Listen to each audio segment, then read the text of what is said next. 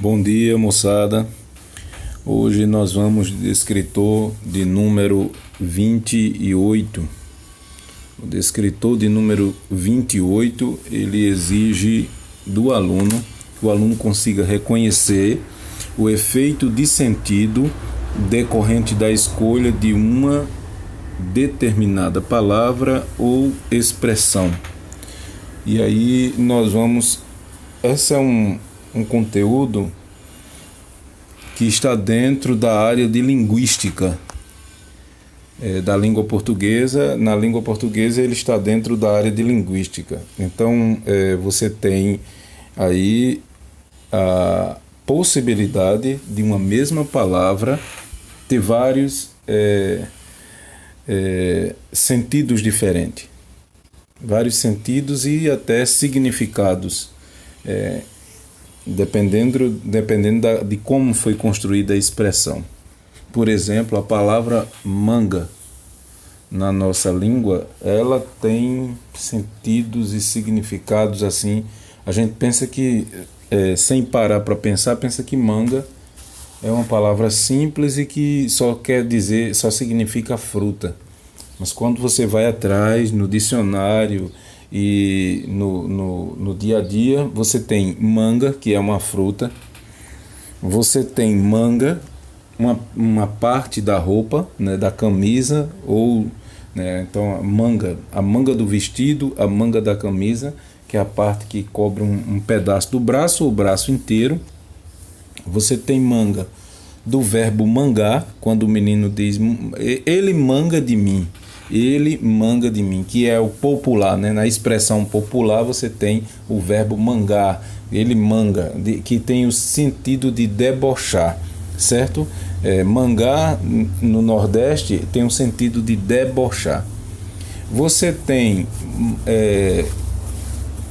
mangá, que é o desenho, né? O desenho artístico, que já é outra variação da palavra manga, né?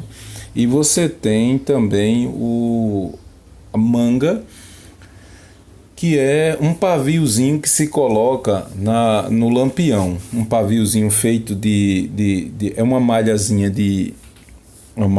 feita com algodão que se coloca no lampião. E você tem manga, que é uma mangueira no motor do carro. Alguns anos atrás tinha uma mangueira que ligava uma peça do carro, aí chamava com aquela mangueira chamava-se manga. Então olha quantos significados, sentidos diferentes você tem com a palavra manga. Então você tem manga fruta, manga peça da roupa, manga do lampião, manga do verbo mangar, manga que é uma mangueira, né, da mangueira. Olha quantos sentidos diferentes. E é isso que nós vamos estudar hoje, porque o descritor de número 28, ele exige isso do aluno. E aí tem uma questãozinha popular, nessa questão bem simples aí. Você tem as crianças, uma charge deitada umas crianças deitadas numa rede, né, na charge, e tem ali rede social. Rede social aqui em casa é uma outra coisa. E um monte de crianças deitadas na mesma rede, né? A exigência da questão, o enunciado da questão, ele pede que o aluno... O efeito de sentido da charge é provocado pela combinação de informações visuais e recursos linguísticos. No contexto da ilustração, a frase proferida recorre a... Então, aqui ele quer saber qual é a palavra que tem esse sentido modificado. E aí você tem polissemia, ou seja, os múltiplos sentidos da expressão rede social para tratar, pretende veicular, né? Aqui, ironia, para conferir um novo significado ao termo outra coisa. Letra C, homonímia, para opor a partir do advérbio de lugar o espaço da população rica. Letra D, Personificação para opor o mundo real pobre ao mundo real virtual rico. Antonímia para comparar a rede mundial de computadores a uma rede caseira. Homonímia. Aqui a resposta correta, a alternativa correta é a letra A. A alternativa correta é a letra A, polissemia, ou seja, os múltiplos sentidos da expressão rede social para tentar ou pretender veicular, né? Então aqui você tem a rede social, que ele usa duas vezes a mesma expressão, rede social, e depois no balãozinho de diálogo, rede social também. Então você tem aí a mesma expressão com sentidos diferentes. Nada mais é essa questão aqui, essa questão do Enem, nada mais é do que uma questão do descritor de número 28, que pede que o aluno reconheça o efeito de sentido decorrente da escolha de uma determinada palavra ou expressão, certo? Aqui o Enem nada mais, nada menos trabalhou efeito de sentido, que aí você tem as figuras de linguagem que podem gerar esse efeito de sentido, né? E também a linguística, que usa mecanismos como polissemia, como ironia, que é a figura, né? A homonímia e outras figuras, certo? Então nós temos aí essa alternativa A como sendo a alternativa correta, tá certo? A outra questão,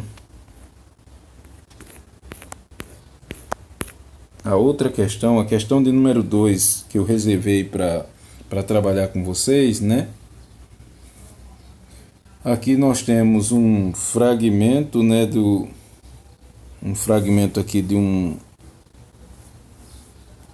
texto, e você tem um diálogo aí, ó. O delegado: Então desce ele. Vê o que arranca o desse sacana. Sarará, né? Só tem um porém. Ele é menor. Aí o delegado responde: Então vai com jeito. Depois a gente entrega pro juiz.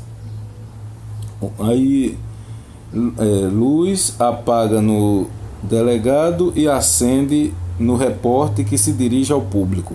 Isso é uma peça teatral, para que vocês entendam direito, isso é uma peça teatral, né? E nessa peça teatral está acontecendo a prisão de um adolescente, de um garoto menor, né? Que não tem a sua idade, a sua maioridade já confirmada, então é menor. E aqui o diálogo entre o delegado e Sarará. E agora vem o discurso do repórter, logo em seguida. Depois da indicação da movimentação dos atores e da iluminação no palco, por isso que tem essa deixa aí no texto teatral, na peça teatral, ela vem com essas deixas de como os atores se locomovem e como a luz apaga, o que eles devem fazer. A equipe toda de cena e também os que estão fora da cena, que ajuda, que auxilia para que a cena ocorra, tá bom? Aí vem o repórter. E o Queiro foi espremido, empilhado, esmagado de corpo e alma num cubículo imundo com outros meninos. Meninos todos espremidos, empilhados, esmagados de alma, de corpo e alma, alucinados pelos seus desesperos, cegados por muitas aflições. Muitos meninos com os seus desesperos e seus ódios, empilhados, espremidos, esmagados de corpo e alma no imundo cubículo do reformatório. O que foi lá que o Queiro cresceu? O que é que o enunciado da questão está pedindo? No discurso do repórter, a repetição causa um efeito de sentido de intensificação, construindo a ideia de opressão física e moral, que gera rancor nos meninos, repressão policial e social, que gera apatia nos meninos, polêmica judicial e midiática que gera confusão entre os meninos, concepção educacional e carcerária que gera comoção nos meninos, informação crítica e jornalística que gera indignação entre os meninos. Não. Informação crítica e jornalística que gera indignação entre os meninos não é. Não, essa está descartada completamente, porque você tem aí, a questão não é a informação jornalística que gera indignação no menino, mas a condição social em que eles viveram o tempo todo, né? Aqui, concepção educacional e carcerária que gera comoção nos meninos. Não gera comoção nos meninos. Aquela condição em que eles foram criados gera ódio, gera mágoa, gera rancor, né? Gera tudo quanto é de rir no ser humano. Aqui, o outro é polêmica judicial e midiática que gera confusão entre os meninos. Não, também não tem nada a ver polêmica judicial e midiática que gera confusão nos meninos. Também não neste caso aqui. Repressão policial e social que gera apatia. Também não é isso que está tratando o texto da peça de teatro junto com o texto do repórter, que é um texto só, que é uma peça só. Não é, aqui não são dois textos diferentes, é a mesma peça acontecendo, e um momento é o diálogo entre o delegado e Sarará, e o outro momento é o repórter que fala à plateia, certo? Então a alternativa correta aqui é a letra A. Também nessa questão é a letra A, porque você tem opressão física e moral que gera rancor nos meninos. Então ele vai repetindo para causar esse efeito de sentido, certo? Aqui você tem a repetição de diálogo que causa efeito de sentido, tá bom?